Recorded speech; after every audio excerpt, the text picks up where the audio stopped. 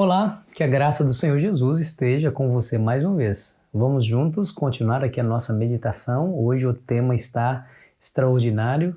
Agradeço sua companhia, suas orações e também sua colaboração quando você leva esse vídeo a outras pessoas, porque assim você me ajuda a pregar o Evangelho. Eu e você estamos pregando o Evangelho juntos. Não se esqueça de se inscrever caso ainda não tenha feito e de deixar o seu gostei no final. A marca da besta. É fato de que Satanás está irado com o povo de Deus. Por quê? Porque o povo de Deus é uma pedra no caminho de Satanás e da sua obra de destruição. É o último obstáculo que se interpõe entre ele e as vítimas. E ele quer tirar do seu caminho a igreja de Deus. Por isso que ele se irrita e tem muita cólera contra o povo de Deus. Quer ver? Deixa eu ler alguns textos para você.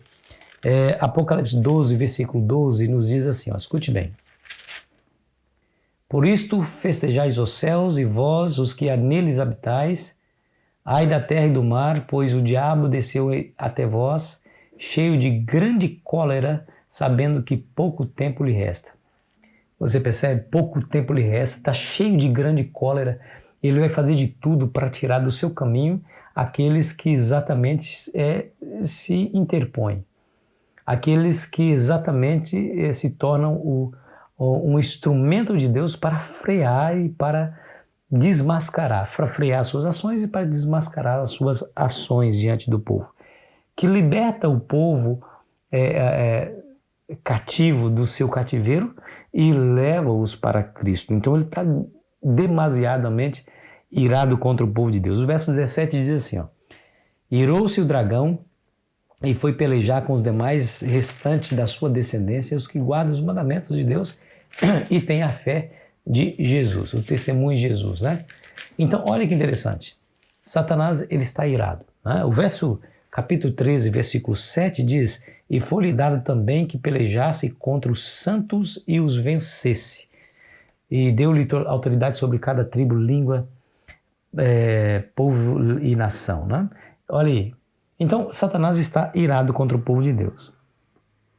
É claro que a sua ira final, né, é contra Deus, mas ele ira-se contra o povo de Deus porque o povo de Deus se alia a Deus nessa obra de salvação. Então, o povo de Deus ameaça o seu território, né, o seu avanço. Então, Deus usa o seu povo para fazer frente às obras de Satanás, e isso desperta em Satanás uma ira muito grande. Muito bem.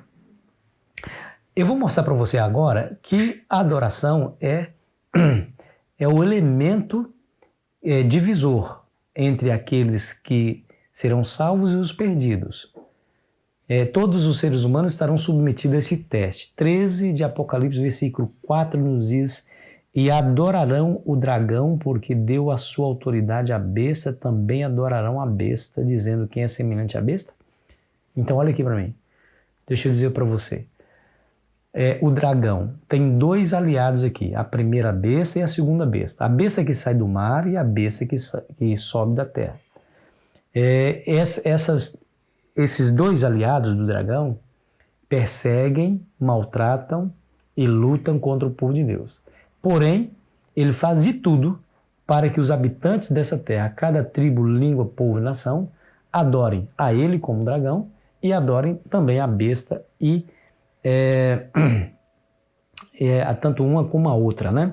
Quer ver o verso 8? O verso 8 diz assim, e adorá-la-ão todos os que habitam sobre a terra, aqueles cujos nomes não foram escritos no livro da vida do Cordeiro que foi morto desde a fundação do mundo. Você percebe que a situação aqui é relacionada com a adoração. O verso 15 também nos traz essa mesma realidade. Veja, e foi-lhe dado comunicar fôlego à imagem da besta, para que não só a imagem falasse, como ainda fizesse morrer quantos não adorassem a imagem da besta.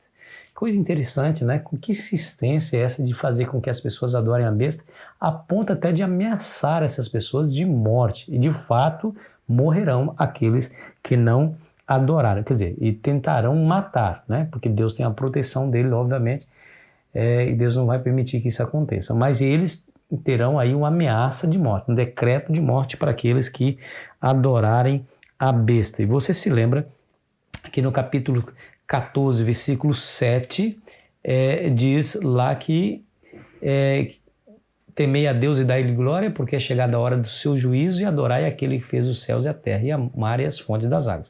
De um lado somos instados a adorar a besta, de outro lado somos instados a adorar a Deus, né? Versículo 9 a 11 fala das consequências de se adorar a Deus. Seguiu-se outro anjo, o terceiro dizendo em grande voz: se alguém adorar a besta e sua imagem, recebe a sua marca na fronte e sobre a mão, também esse beberá do vinho da cólera de Deus, preparado sem mistura no cálice da sua ira, será atormentado com fogo e enxofre diante dos seus santos anjos e na presença do Cordeiro. Então, percebe aí que essa vai ser a consequência imediata, né?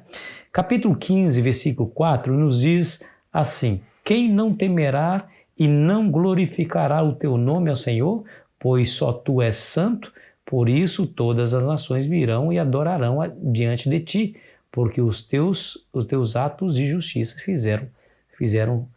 se fizeram manifestos. Então perceba que de um lado estará os adoradores da besta e do outro lado estarão aqueles que adoram a Deus única e exclusivamente. Capítulo 16, versículo 2. Saiu, pois, o primeiro anjo e derramou a sua taça pela terra, e aos homens portadores da marca da besta, adoradores da sua imagem, sobreviveram úlceras malignas e perniciosas. Tá vendo que coisa interessante?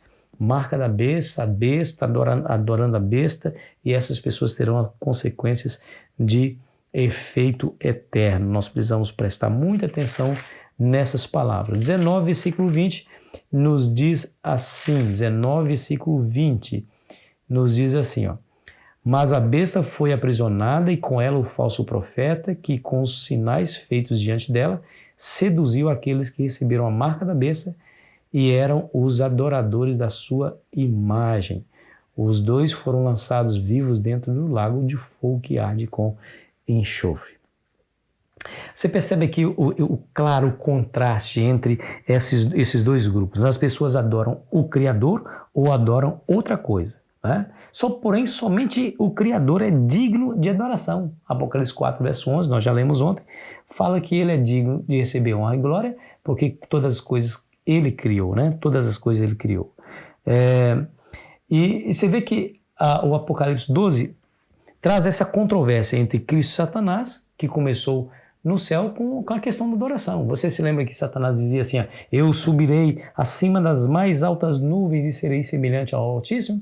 Por que semelhante ao Altíssimo? Não no amor, não na misericórdia, não na vontade de salvar, muito pelo contrário, ele queria ter os benefícios da autoridade, receber a adoração. Então percebe que a luta lá no céu, o conflito no céu girou em torno também da adoração. E agora nós vemos aqui algo importante, porque nos 10 mandamentos, aquela lei, os 10 mandamentos, que foi gravada em tábuas de pedra pelo próprio dedo de Deus, que estão guardados dentro da Arca da Aliança, que foi vista lá no Santuário Celestial, lembra? Pois muito bem, nessa lei existe um mandamento relacionado a tempo. Qual é? O sábado, que é justamente o sábado que aponta para a adoração. Lembra-te do dia de sábado para o santificar, né? Interessante isso aí, porque o sábado remete à adoração ao Criador. É por isso que Satanás ele odeia o sábado, porque o sábado faz com que as pessoas adorem a Deus pelo que ele é, por ser o Criador e o mantenedor da vida, né?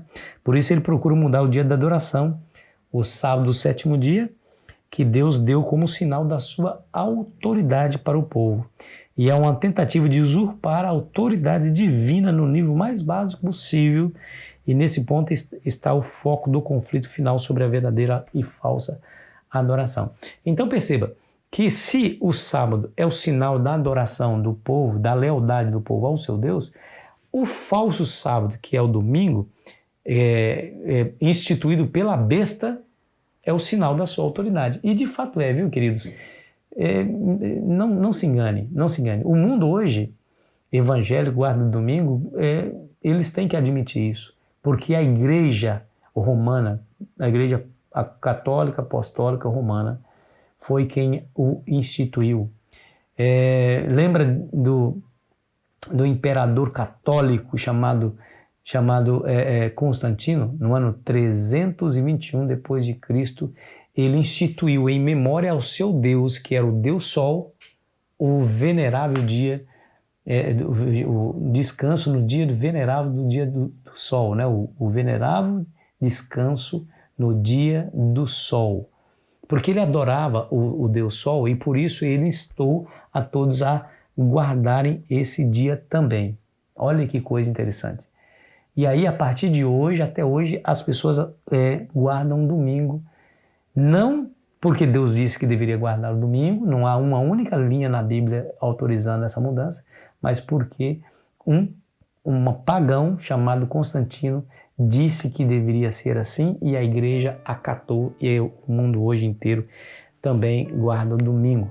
E toda igreja evangélica que guarda o domingo, guarda por causa da autoridade da igreja católica que criou o domingo como dia de adoração. Isso é uma coisa terrível. Então, no último momento da história da humanidade, a situação será definida entre os adoradores de Deus e os adoradores da besta. E eu pergunto, uma pergunta óbvia, você não vai querer estar entre os adoradores da besta. Você viu as consequências nefastas, né? Da taça uma das pragas sendo derramada sobre os adoradores da besta, que lhes vieram úlceras malignas, que beberá do cálice da ira de Deus preparado sem mistura no cálice da sua ira. Lembra? Então nós não queremos, claro, nós queremos ser adoradores de Deus. Então olhe para a Bíblia e busca na Bíblia o que Deus quer revelar acerca da verdadeira adoração. E certamente você vai receber aí os benefícios dessa ação. Ore comigo. Pai querido, obrigado por mais um dia, obrigado por mais um estudo. Senhor, nos ajude a adorar o Senhor acima de qualquer coisa, ainda que sejamos pressionados e até ameaçados de morte. Porque nós sabemos que o Senhor tem todo o poder nas mãos e é a Ti que devemos a nossa lealdade. Em nome de Jesus. Amém. Foi muito bom estar com você nesse dia. Aproveite bem o seu dia na presença de Jesus.